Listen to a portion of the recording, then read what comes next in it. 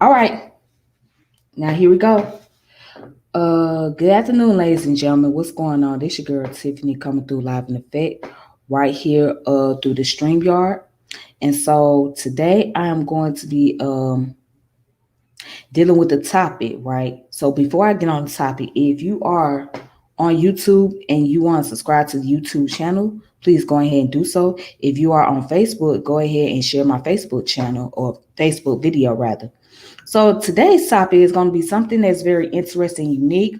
I just happened to browse through this and I didn't even know that this was the day of the emancipation of those who were considered as who are the African Creeks, right? And they received their emancipation in Oklahoma. So if you guys don't know that Oklahoma was an Indian territory before it became a state. So it was an Indian territory. And so before I go into that, this right here will help to disambiguate all the confusion about Black Indians and things like that. You will actually understand how African Americans got into the Indian territory or how they became part of the Indian nation. All right. And so, again, if you are watching from the YouTube, make sure you subscribe to the channel. If you're watching from Facebook, go ahead and share this video. So this is just going to be something very interesting. So I want to show you guys real fast who are the Musco, if I'm saying it correctly, Muskogee Creek. So who are the Muskogee Creek? This is what they would look like, all right? So if anybody tell you that the Indians are Black, yeah, they were of a dark skin complexion. But as you can see, this man's features right here, he looks like he belongs into what they would call the Mongoloid family, right? Or the native background. So yes, these are the Creek Indian. This is how the Creek Indian would look. All right, and then also I want to post something else real quick. So there was a book that was written about this. If I can find the title of the book, if y'all can give me a moment. Okay, so here's the book right here. So this is the book that was written about the African Creeks. It's called African Creeks. It's still Estevest and the Creek Nation. And it was written by Gary Zillard. So let's go ahead and get into the story about the African Creeks, right, in their emancipation. So what I'm gonna do is I'm gonna start with, hold on, oops.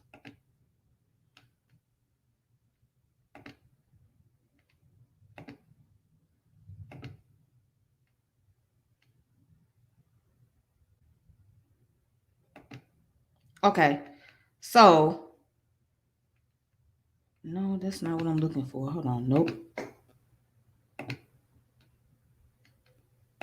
All right, here we go, right here.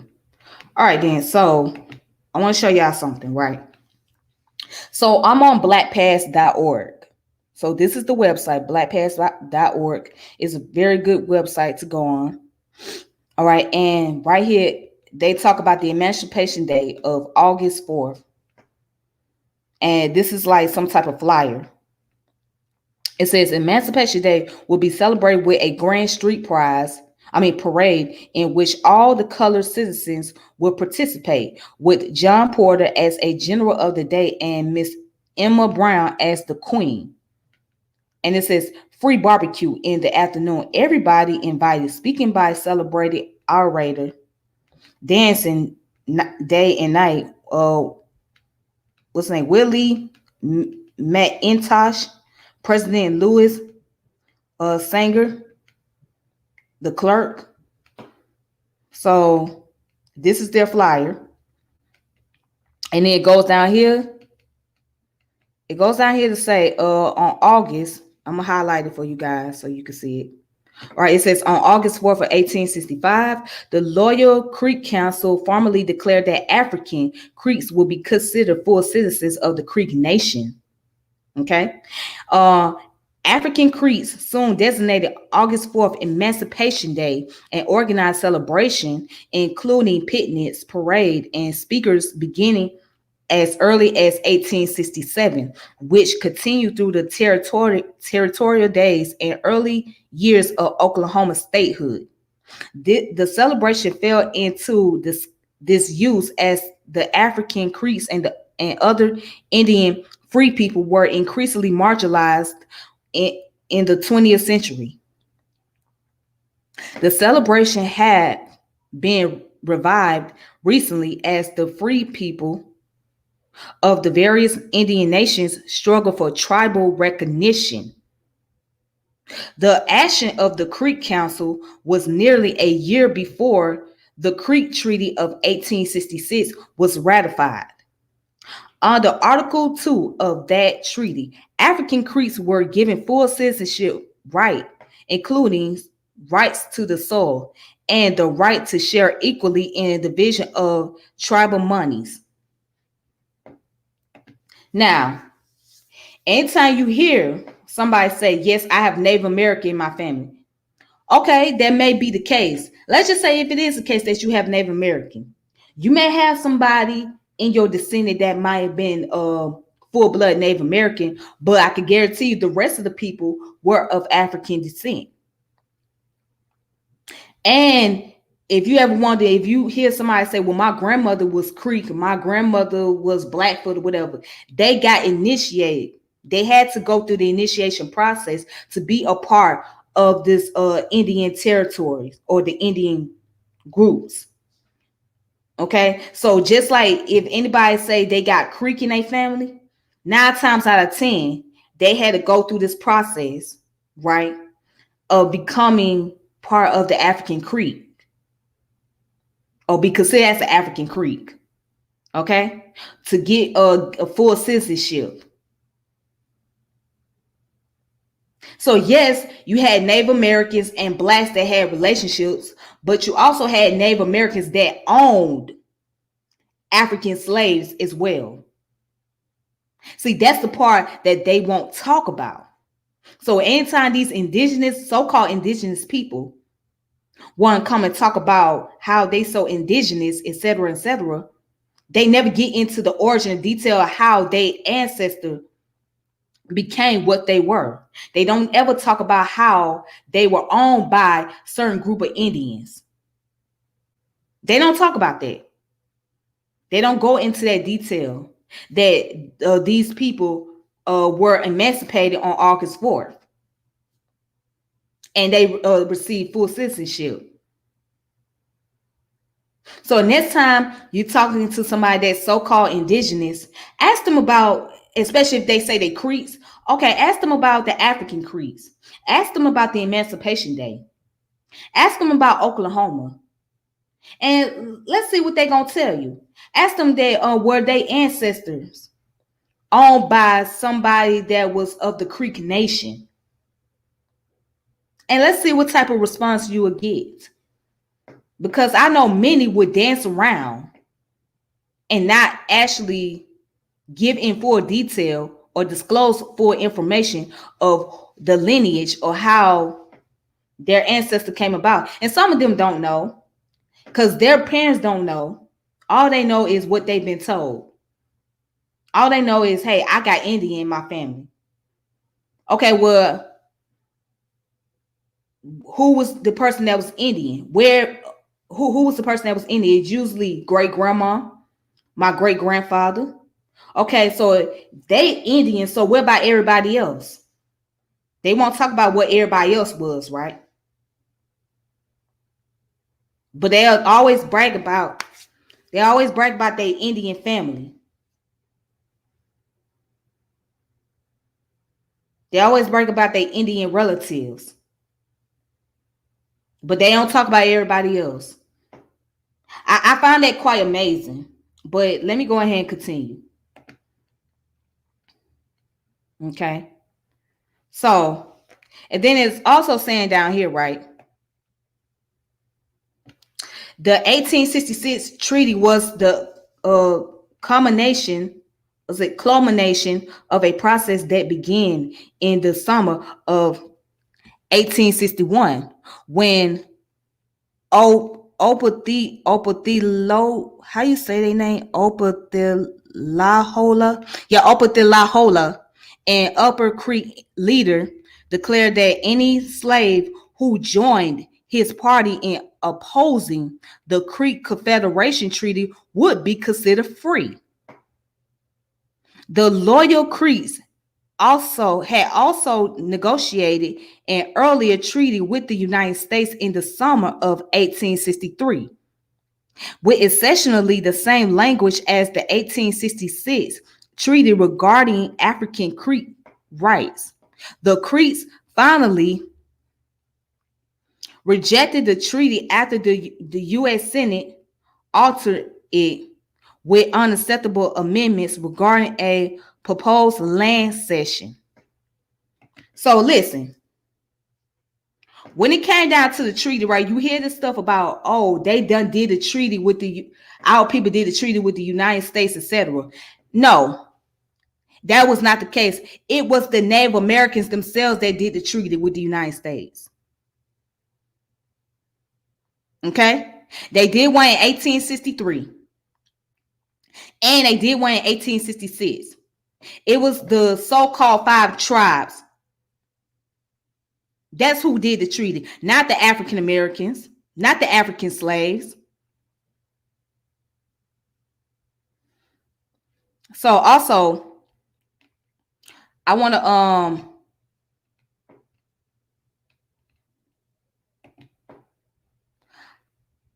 to read something real quick, right? And you can look this up on Google. It's called books.google.com. It's called The Color of the Land, Race, Nation, and the Politics of Land Ownership. Okay. So let me show y'all real quick. I'm gonna have to extend this out. Okay. So I'm gonna read.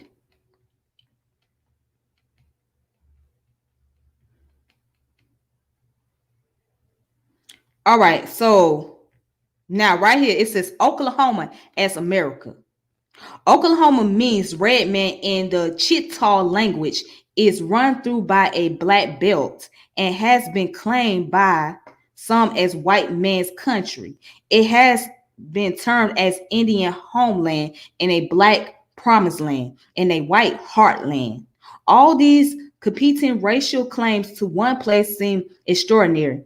This book suggests, however, that Oklahoma is really exceptional only because it encapsulates so much American history within its border, revealing much about how the struggle over land has given shape to the way Americans, indigenous, black, and white, created and gave meaning to races and nation. It says phrases like the one above marked Oklahoma with a race and tie that race to the land. Of course, land itself cannot have a race. Race is a way that we imagine differences between people and make hierarchies among them seem right and natural. So racializing a land, marking it with a race, really means tying it to a particular people, whether they be Creek Indians, African Americans, white Americans, or some other group that we believe can be identified racially in some way. After all, speaking of a land is also a way of speaking of a country or a nation. The title of this book is attempt to evoke this relationship between land, race, and nationhood. This book considers both the symbolic power people give land in such terms as homeland, black belt, and white man's country, and the economic power that land possesses. Oklahoma, like the rest of America, was until recently a largely rural and agricultural society. Land was a foundational form of wealth and a source of power and a object of contention in that society. To understand the differences of wealth and power between people of different races, we must understand the place of land in their histories. The color of land tells part of this story through the history of Creek Nation and its land, which now constitute much of east central Oklahoma. This is a place that straddles the south and the west. Here, just as cotton fields abutted ranch lands, Southern history collides with Western history. The past of East Central Oklahoma brings together the histories of American Indians, African Americans, and white Americans. Okay, so now I'm just slightly confused because I thought that Oklahoma was a Midwestern state. That's what I thought. You know what? Let me, because I thought Oklahoma was in the Midwest. I didn't know that it was in the South. Let's see.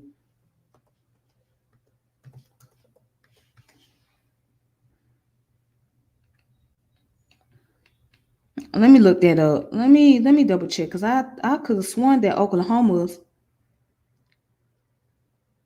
Oh, okay. Oh, that's interesting. I didn't know Oklahoma was in the South. Learn something new every day. I thought that it was the Midwest. Like, hmm. Let me see something.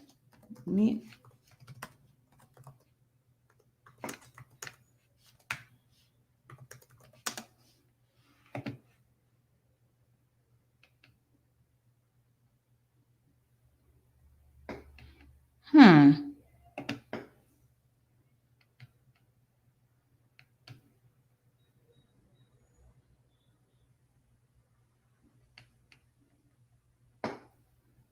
Okay. Hmm. That's interesting. Yeah, for some reason I thought Oklahoma was in the Midwest, but obviously it is in the South. Okay, it's right above Texas. So, I let's continue on. Okay. All right, and it says the nature of this story is suggested by two iconic images that the words Oklahoma history might call up for many Americans. In the first, a covered wagon rumbles westward across the prairie. A white settler family makes its way to a fine patch of virgin grassland that the father has already claimed when he, along with thousands of other white men on horseback, made a man dash at the signal of a starting gun to stake a homestead in Oklahoma land run of 1889. All right. So let's go down real quick.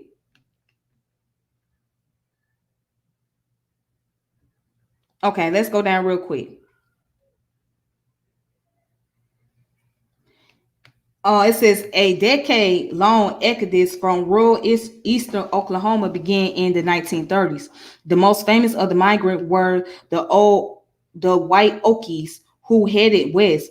Many remained agricultural proletarian, proletarians like the Joes. Oklahoma sharecroppers became California migrant fruit pickers or Arizona cotton laborers.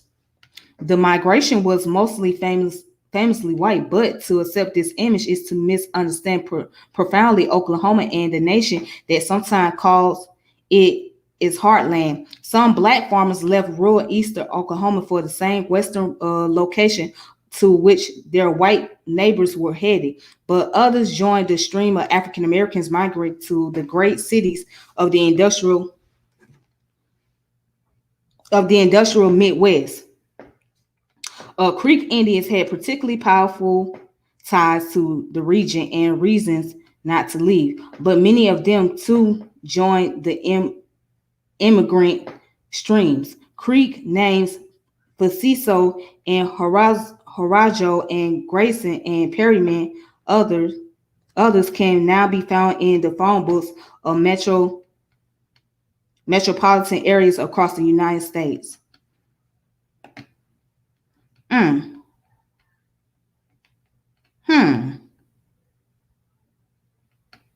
Somebody put the Supreme Court just gave half of the state of Oklahoma to the native tribes down there. How long ago was that? That's interesting, but how long ago did they do that? Do you know? See if you can post that information for me on here, Jerome. All right. So, let's see. So I won't go too much into this information right here, but the name of the book is the color of the land, race, nation, and the politics of land ownership by David A. Chang.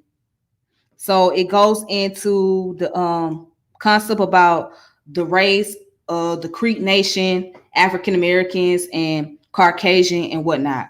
So let's go ahead and go to the next one. You know what? Some telling me.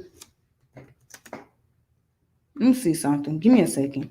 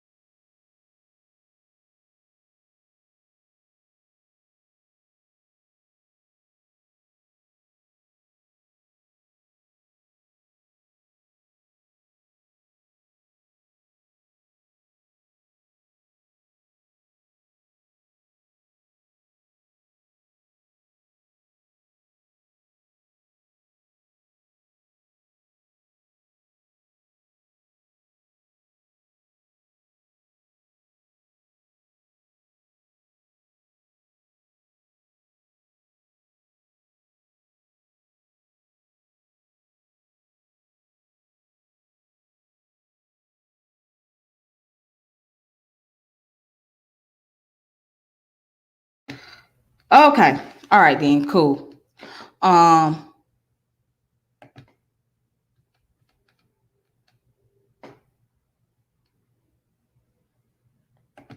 All right. So let's go on to the next information, right? So, oops, the heck.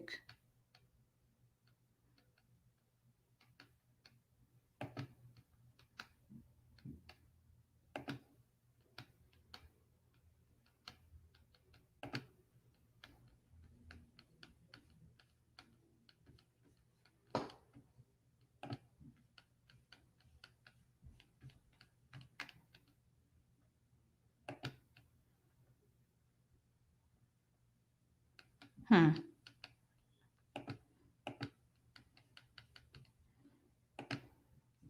Okay. I'm trying to wait for this thing to load up. Okay, here we go. There we go. Just give me a second.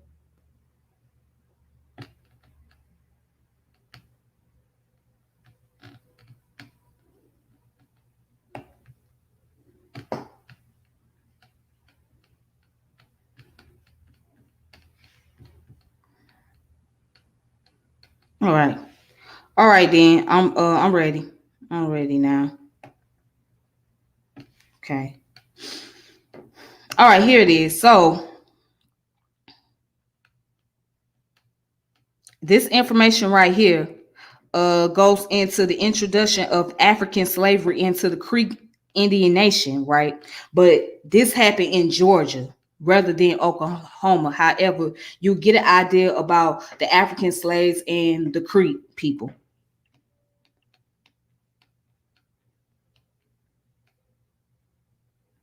All right, so okay, so it says introduction of African slavery into the Creek Indian Nation.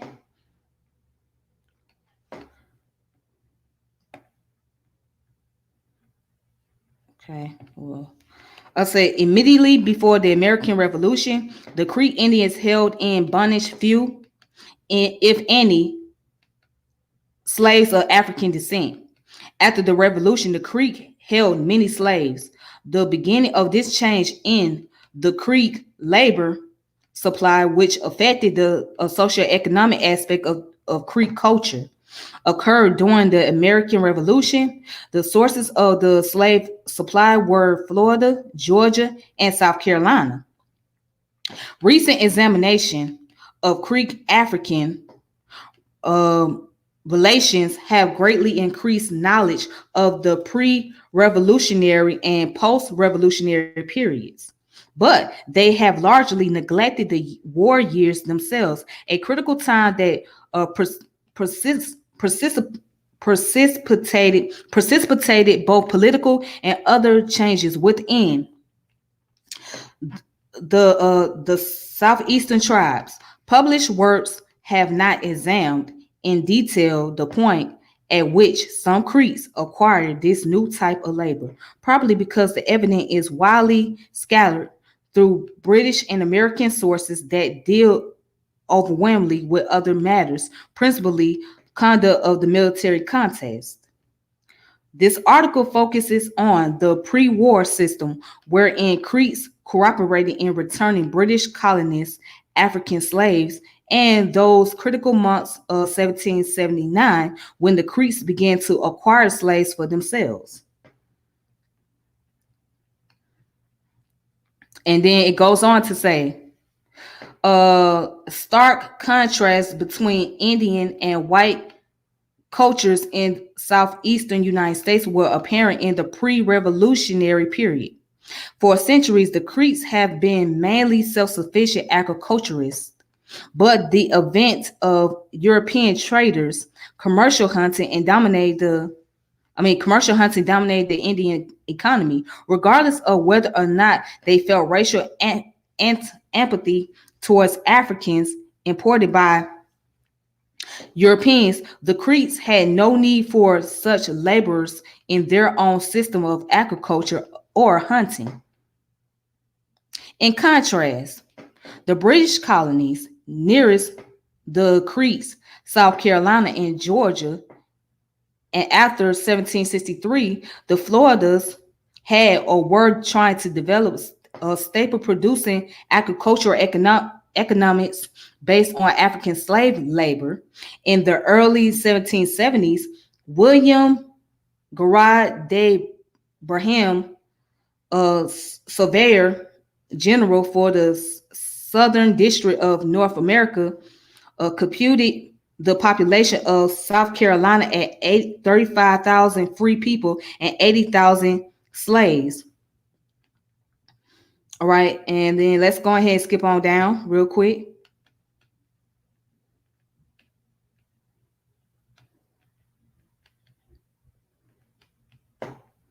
Okay, so let's skip on down right here. It says slaves in these three colonies succeeded in running away into the interior, that is, into Indian country. Recovering those fugitives from the Indians was a problem that the planters never solved to their entire satisfaction, because success depended largely upon Creek goodwill or avarice. Both those motives were powerful stimulants. However, and the reports of John Stewart, British superintendent of Indians in the Southern District, and his deputies nowhere indicated that the Creeks allowed runaways to linger long among them. Okay, so let's go ahead and continue on down. And then it says various incidents illustrate the Indians' motives. 2 or 3 years after East Florida became a British colony, when the population was still very small, four Negroes ran away from plantation east of the St. Johns River and fell in with some Indian hunters who employed them as servants. John Grant, governor of East Florida, reported that the Indians, although they were very fond of their new servants, gave them up immediately when asked to do so as an instance of their goodwill. The Creek Nation had become an acquisitive society, and other events illustrated that motive in operation. In 1763, the Creeks signed a treaty at Augusta in Georgia with the governors of Florida, North and South Carolina, and Georgia, whereby they would be paid a reward of £50 or half-dressed deerskin. Okay, equal to £5 or the equivalent in such goods as the Indians chose for every fugitive slave they delivered to the commissary within any Indian nation or to the keeper of any of the public jails in any province. Soon afterward, David Tott, Stewart's agent among the Upper Creeks and a longtime resident among the Indians, returned to their owners several slaves turned over to him by the Indians. The owners gladly reimbursed Tott both for the fees he had paid the Indians and for all the contingent expenses.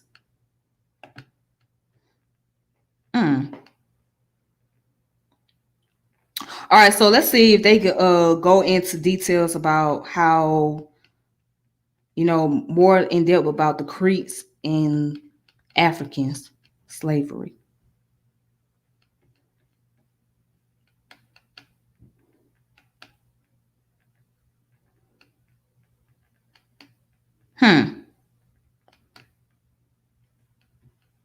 Let's read this part right here. This part is interesting.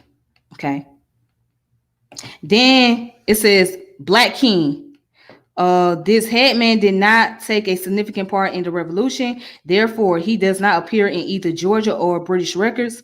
He has not been identified. There is a possibility that the Black King was the offspring of miscegenation that the colonial planters could not prevent. On the other hand, numerous streams in the southern colonies were turned black, and it is possible that a scribe left our river or creek. There certainly was a man known in East Florida only as the Black Creek Factor. Perhaps the signer of the Treaty of 1774 should have been known as the Black River King.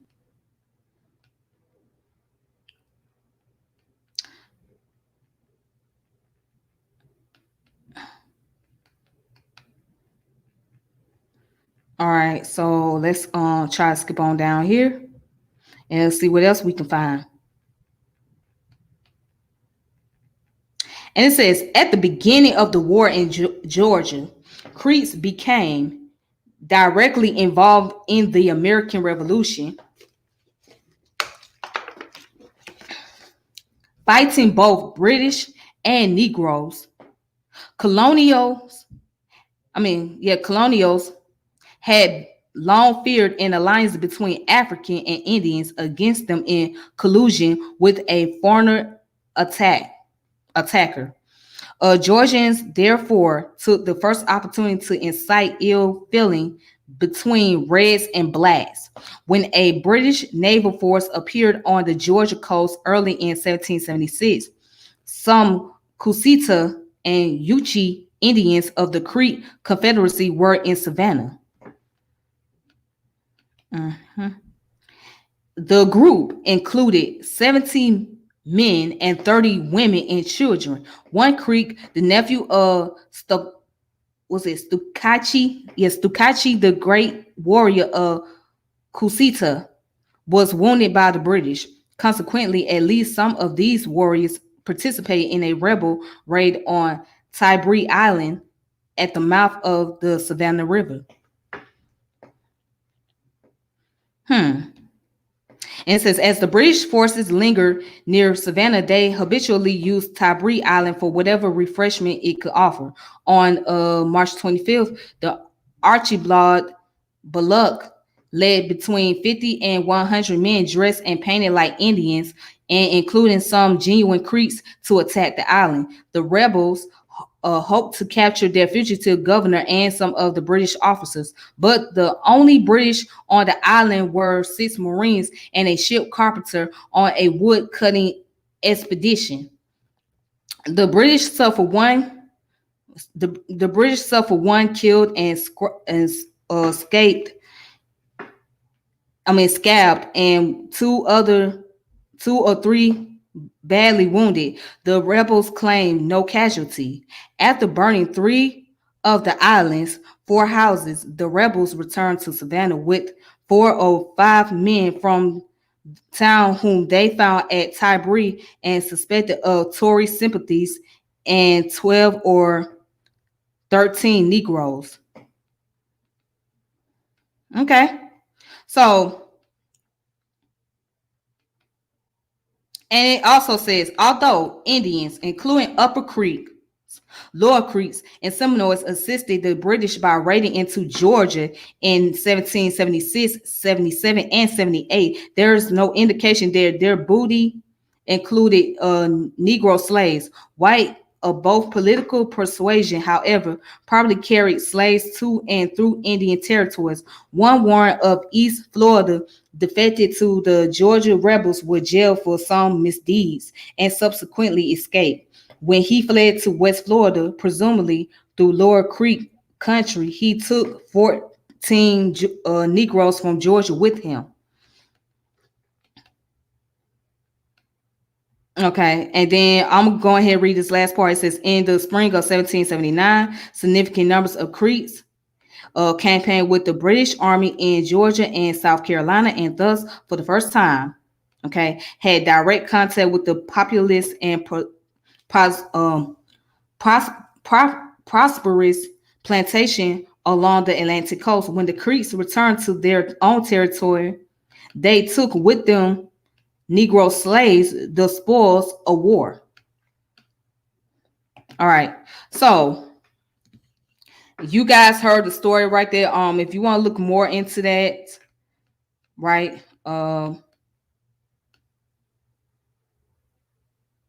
Okay, cool. Okay, cool. If you want to look more into that, just check this out right here. Introduction of African Slavery into the Creek Indian Nation. The author is Martha Condrey Sarcy. The Georgia Historical Quarterly, volume 66, number 1. It was written in spring of 1982, page 21 to 32, and was published by Georgia Historical Society. And you can go on jastor.org, www.jstor.org, right? And you can find information on it. So, yeah, so that's how the Creeks got their involvement into slavery, because the slaves used to run away in the area where the Creeks were, and they thought they were protected by them. However, when the Europeans start making deals with them and say, look, if you can return the slaves to us, we can pay you in pounds, or we can give you some deer skins. What do you want? So when they got all these promises, they say, hey, no problem. And then when they start seeing what the Europeans were doing as far as slavery is concerned, they figured that slavery will be a benefit to them to help build up their agriculture, to build up their nation and whatnot. So yeah, they got into the process from fighting in the wars, right, against the British and the Negroes, to becoming some slave owners. All right. So let's go ahead and look up some more information real quick.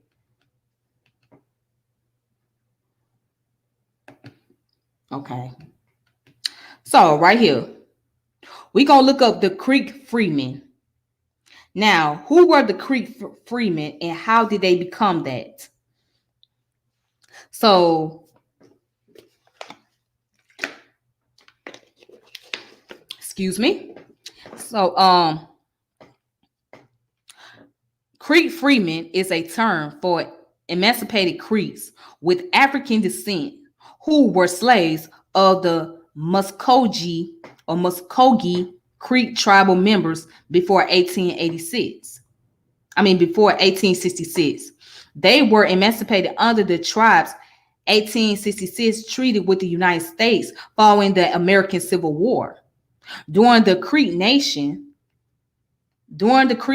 had allied with the Confederacy, freemen who wished to stay in the Creek Nation in Indian Territory, with whom they often had blood relatives, were to be granted full citizenship in the Creek Nation. Many of the African American had removed with the Creek from the American Southeast in the 1830s and lived and worked the land since then in Indian Territory. And it says the term also includes their modern descendants in the United States. At the time of the war and since, many Creek freemen were of partial Creek descent by blood. Registration of tribal members under the Dowie's Commission often failed to record such ancestry. In 2001, the Creek Nation changed its membership rules, requiring, and I want y'all to listen, I'm about to read this, requiring all members to prove descent to persons listed as Indian by blood on the Dowie's rolls. The Creek freemen have sued against this decision.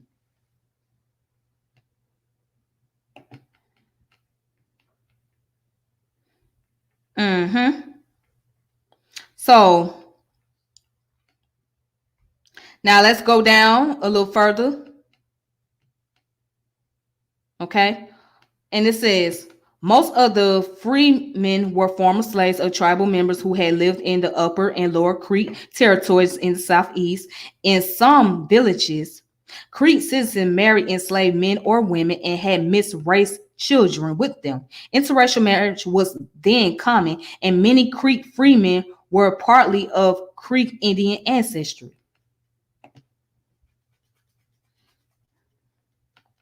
All right. Did y'all hear that? So many of them was part of Creek ancestry because of the interracial marriage, because of the relationship. So I can kind of understand why some of them say, hey, my ancestor was already here. Meaning that their Indian side of the family was already in America, not their African. Okay. And when the African became a part or were in those Indian territories, they intermingle with those Creeks and they start to have family, right? They start to carry on the lineage due to those relationships, due to those bloodlines. But the question is, how many Black people in America have a whole lot of Native American ancestry? How many Black people in America have a lot of Native American ancestry? I can guarantee you that you will find out that there's more Black people that has European ancestry than Native American.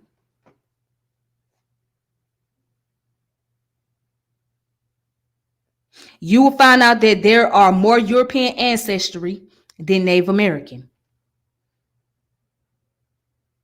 But let me go ahead and continue. Now, right here it says the treaty required the tribes to emancipate. I'm going to highlight this because I want y'all to see this.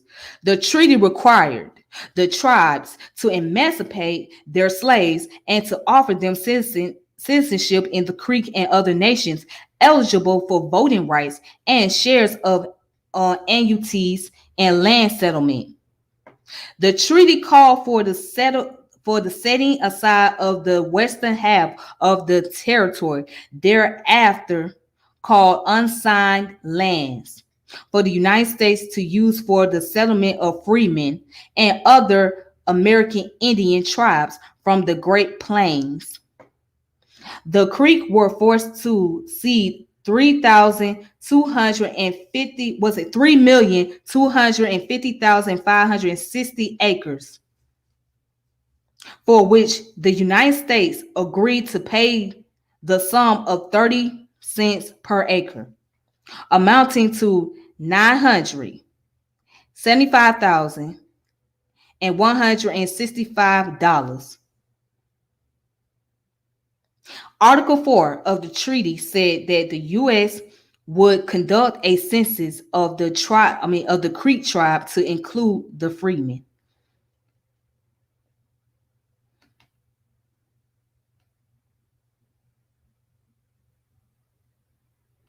Okay. Now, and let's look up what this is. The Dawes Commission. Okay. In 1893, the United States Dawes Commission, under the direction of Henry L. Dawes, was established by an act of Congress. The Dawes Act was part of a continuing effort to assimilate American Indians and direct the breakup of the communal tribal lands and the allotment of 160-acre plots to Indian individuals' household. All members of each tribe had to be registered for land allotment. Beginning in 1898, the U.S. officials created the Dawes rolls of document the tribal members for such allotments, register quickly classified persons as Indians by blood, freemen, or intermarried whites. However, it included the Creek freemen citizen in the Creek Nation. The enrollment under the Dawes Commission lasted until April 26 of 1906. The final Dawes rolls constituted a record of document ancestors of Creek freemen, but tribal members and historians have complained that the rolls were inaccurate.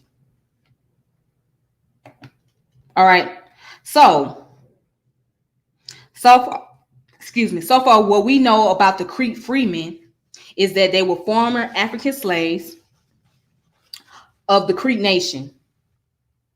Now, again, based on what I just read, if you have family members that of Creek, then that means that your African slave ancestor, right,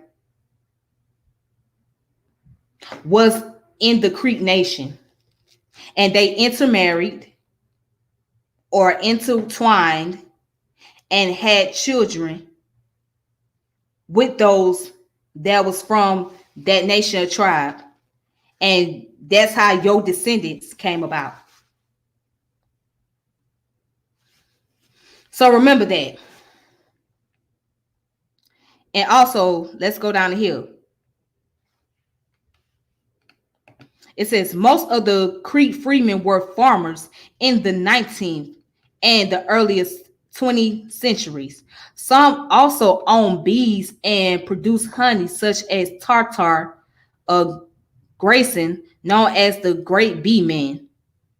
The children of Creek freemen attended racially segregated schools, which were established in European American areas as well, but they lived in Creek territory as citizens of the Creek Nation. Now, although they were descendants of the Creek freemen, right, these children end up going to racially segregated schools. So how much of a freedom do you have if you still have to go to racially segregated schools? And they were living in the territory.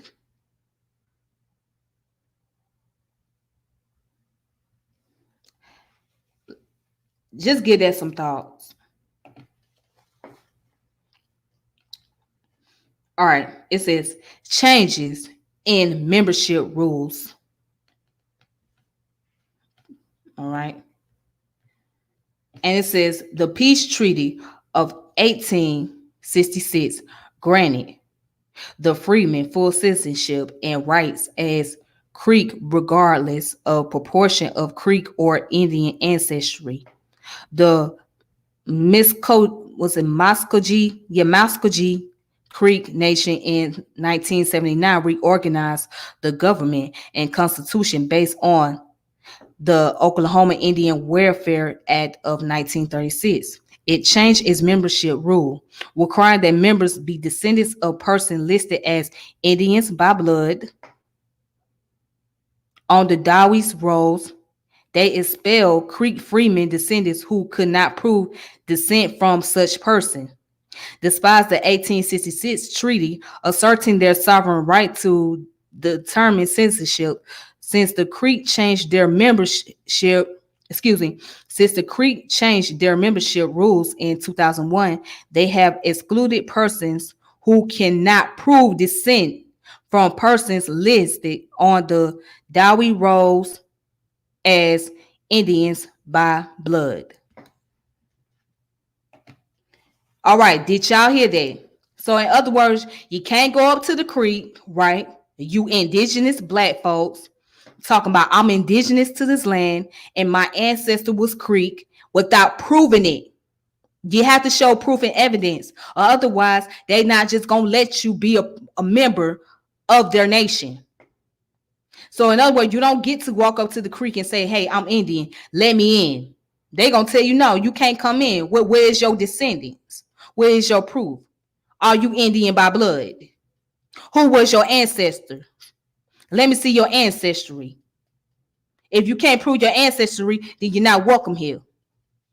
So for all you people out there talking about something, look, the DNA test is a lie.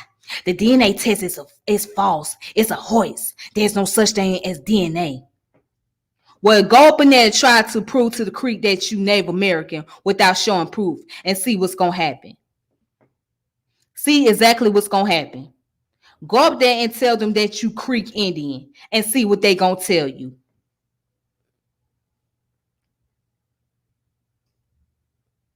See what they going to tell you.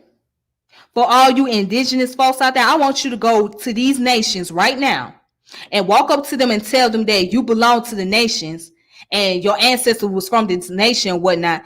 See what type of response you going to get. Because I guarantee they're going to ask you 1,000 questions. And they have the right to. Because they have memberships. Okay? They are a tribe. They're not just going to let you come up in a tribe. You got to prove that your ancestors was this. Your ancestors were the Creek freemen. Or your ancestors were Indian by blood. They keep their tribe very sacred.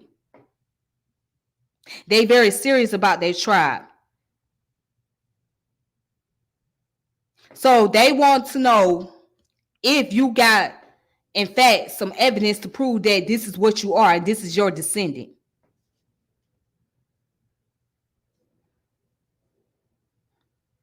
With that being said, let's go on to the next person, right? So speaking of a Creek freeman, this brother, he was considered as a Black Creek. His name was Silas Jefferson.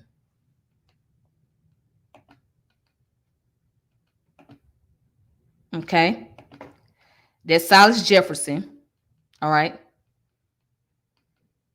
Now, who was he? Let's read a little bit about him. All right. Silas Jefferson, also known as Hotu Komiko. Hotu Komiko, Win clan chief, was born in 1835 at Tuskegee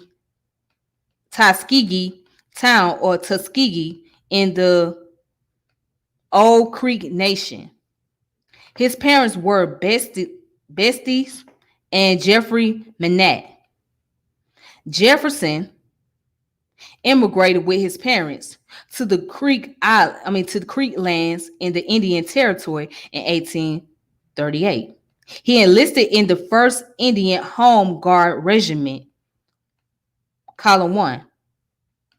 During the Civil War and after the war, became very involved in politics. He served several terms in the Creek House of Warriors, representing the Tuskegee town. He also served as one of Chief Locha Hocho's advisors, Creek Chief of 1875 to 1876, impeached and removed from office in 1876 by the Creek Council, and was also close to the chief. I can't say this person's name. I'm not even gonna try to pronounce that name, but Creek Chief of 1895 and 1899. In 1879, Jefferson ran as a candidate for a second chief on the Loyal Party ticket with this individual. Is it Ispar Hecker? But the two candidates dropped out of the race after the Loyal Party withdrew from the electoral politics and set up their own government in Yucca town west of Okmulgee. During the Green Peach War, Silas Jefferson abandoned the Loyal Party after Hecker advised his followers to take up arms against the Creek constitutional government. After the outbreak that summer, he worked diligently to bring the warring factions together. He remained involved in the Creek politics until tribal dissolution in 1906. He also served as one of the principal informants regarding Creek culture and religion for anthropologist John Swanton and Frank Speck when they were collecting information on the Creek life for the Smithsonian Institution. Smithsonian Institute in the early 20th century. Silas Johnson died in 1913 or 1914 near Biggs, Oklahoma. All right. So you had one guy, all right, who was born into the nation, right? Okay. So, and he became a part of the Creek family. He was a chief. Okay. And he served on the council board and he served in the politics arena, etc. And then he ended up eventually telling the story about the Creek Nation to those who work for the Smithsonian Institute. And,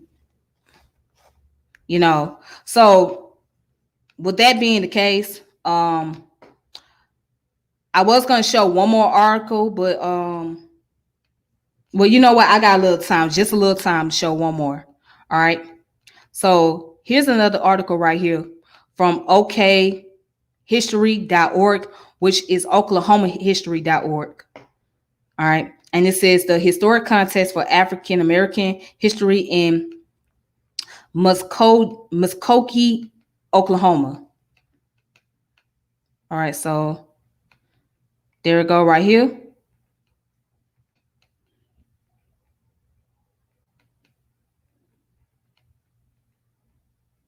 All right.